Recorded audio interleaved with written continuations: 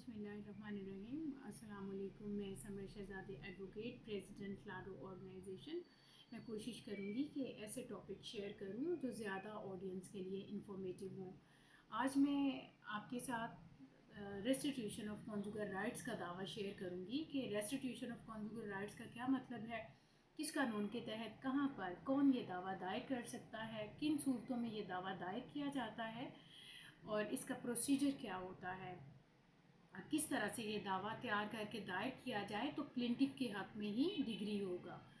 सबसे पहले restitution of conjugal rights का मतलब है बाजू दावा, यानी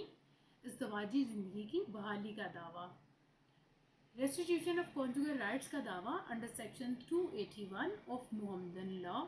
फैमिली कोड के अंदर हस्बैंड की तरफ से दायर किया जाता है। जब हस्बैंड अपनी बीवी जो कि नाराज़ अपने मेके चली जाती है और उसको मनाने की कोशिश करता है और मनाने के बावजूद भी वो वापस अपने शौहर के साथ नहीं आती, तो ऐसी सूरत में हस्बैंड कोर्ट से रजू करता है कि वो अपना घर बसाना चाहता है, लिहाजा हुक्म सादर फरमाया जाए कि मेरी बीवी मेरे साथ मेरे घर चले और मेरा घर बसाए। दूसरी सूरत ये होती है कि जब बीवी resolution of marriage on the basis of खुला दावा दायर करती है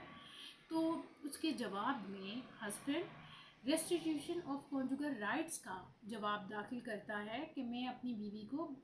बसाना चाहता हूँ, मैं नहीं चाहता कि ये अलहदगी इख्तियार करे, लिहाजा कोर्ट इसका डिग्री जो है वो खामन के हक़ में सादर फरमाए, हुक्म सादर फरमाए कि मेरी बीवी मेरे साथ घर चले और मेरा घर बसाए।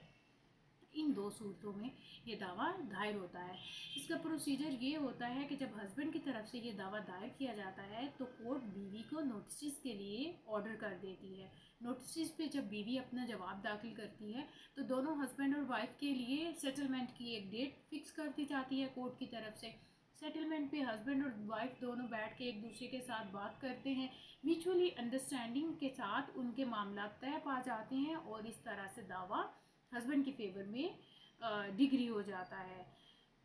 इस दावे को किस तरह से तैयार करना चाहिए कि ये हस्बैंड के हक़ में ही डिग्री हो। दावा रेस्टिट्यूशन ऑफ कॉन्जुगल राइट्स का जब भी तैयार करें तो क्लाइंट को हमेशा चाहिए कि अपने एडवोकेट से जाके ये ना कहें कि मेरी बीवी में ये प्रॉब्लम है, उसके ये इश्यूज़ हैं या उसकी ये बुराइयां हैं, उसके ख़िलाफ़ ये दावे के अंदर लिखें वो इतना जेवर ले गई है, वो मतलब कि उसकी किसी तरह की भी बुराई ना करे, ताकि जब husband restitution of conjugal rights में इस तरह की प्लेंट तैयार करवाता है या एडवोकेट से कहता है कि उसके ख़िलाफ़ ये चीज़ें लिखें, तो फिर मामला ख़राब हो जाता है, सेटलमेंट की तरफ नहीं आता। तो बेहतर है अगर आप ये चाहते हो या क्लाइंट ये चाहता है कि उसका दावा रेस्टिट्यूशन ऑफ कॉन्जुगल राइट्स का डिग्री हो,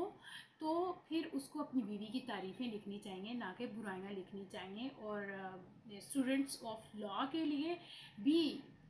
ये चीज़ ज़हन में रखना बहुत ज़रूरी है कि जब भी रेस्टिट्यूशन ऑफ कॉन्जुगल राइट्स का दावा दायर करें या तैयार करें तो उसमें क्लाइंट के कहने के बावजूद भी जो उसकी बीवी के ख़िलाफ़ बातें होती हैं या जो उसकी बुराइयां होती हैं उनको दावे के अंदर ना लिखा करें, क्योंकि ये बहुत मायूब लगता है। एक आप घर बसाने की तरफ जा रहे हैं और रेस्टिट्यूशन ऑफ कॉन्जुगल राइट्स का दावा दायर कर रहे हैं और दूसरा उस बंदी के ख़िलाफ़, अपनी बीवी के ख़िलाफ़ आप इस तरह के स्टांस ले रहे हैं कि उसमें ये भी बुराई है, उसमें ये भी बुराई है। प्रैक्टिस के दौरान मैंने बहुत सारे केसेस देखे हैं जिसमें एडवोकेट्स जो हैं वो क्लाइंट के कहने पे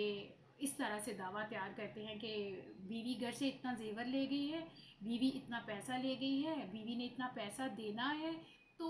वो आई डोंट नो कि उनके दिमाग में क्या होता है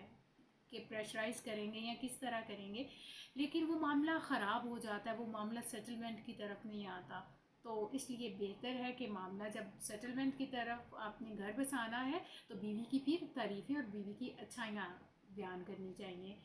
ताकि वो खुश होकर घर वापस आ जाए। Thank you.